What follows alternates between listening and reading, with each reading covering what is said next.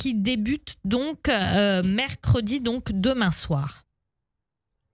Oui, en effet, le 77e anniversaire est célébré comme le précédent, hélas, dans un climat de morosité, de mécontentement et d'incertitude. L'attaque du 7 octobre 2023 a brouillé toutes les cartes. La guerre d'usure contre le Hamas au sud et contre le Hezbollah au nord n'est pas encore achevée et des soldats tombent chaque jour. 59 otages sont toujours détenus à Gaza dans des conditions inhumaines.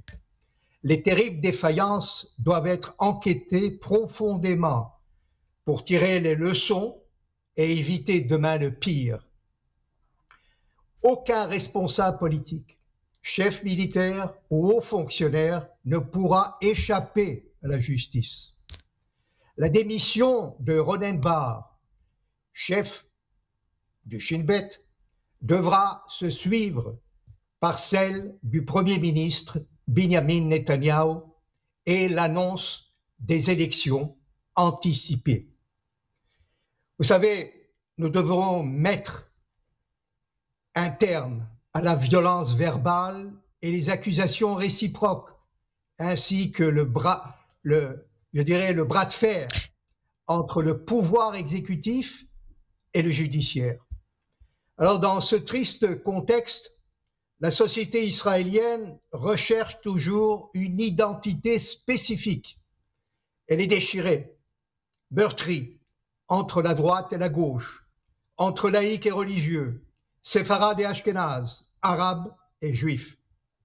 Hélas, les extrémistes gagnent des points et dictent lamentablement l'ordre du jour. Un changement de cap devient urgent pour éviter l'effondrement de notre démocratie, épargner le désordre et le chaos. Freddy Eitan, d'après vous, la démocratie israélienne est en danger aujourd'hui? Elle est devant, je dirais, devant un certain mécontentement et un brouillage. Il y a une brume qui plane un peu partout et nous devons effectivement, car notre nation est capable de l'affronter et affronter tous les obstacles. Vous savez, il n'existe pas dans le monde une démocratie qui se bat en permanence pour son existence. Alors, l'écrasante majorité, il faut le dire, des citoyens israéliens est heureuse et préfère vivre dans son propre pays qu'à l'étranger. Les Israéliens sont toujours prêts à combattre et, s'il le faut, mourir pour leur patrie, à condition que la cause soit juste, légitime et prise sans une raison partisane. Donc il est inutile aussi de brosser un tableau sombre. Nous sommes optimistes. Il faut voir et regarder le beau visage d'Israël, la belle réalité en face. Et certes, Israël n'est sans doute pas parfait. Il y a des graves, effectivement, comme nous avons mentionné, des problèmes. Mais devant les grands défis, nous pouvons toujours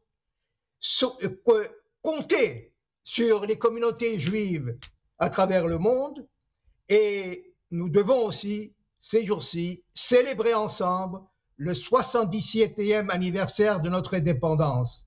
Notre passé millénaire et la riche expérience en Israël nous enseignent que demeurer optimiste toujours pour pouvoir assurer la sécurité et la paix pour les générations futures. Yom Ha'atzmaut Sameach. Yom Ha'atzmaut Sameach, et bien sûr on précise qu'avant Yom Ha'atzmaut, c'est ce soir que débutent en Israël les commémorations du Yom HaZikaron, commémoration donc en mémoire des soldats et membres des forces de sécurité tombés au combat. Il y en a eu 25 420 depuis 1860 selon le ministère de la Défense, un chiffre qui inclut d'ailleurs les 2 soldats tombés au combat ce week-end depuis le dernier Yom Noisy-Caronne. Il y a un an, 319 noms ont été ajoutés à cette liste et 61 vétérans qui ont succombé des suites de leurs blessures. Merci beaucoup Freddy Ethan et on vous retrouve bien sûr dès la semaine prochaine. Je rappelle donc que vous êtes ancien ambassadeur, écrivain et votre dernier livre, Adama, est paru aux éditions Ballant. Merci beaucoup. Et on se retrouve tout de suite. Radio J.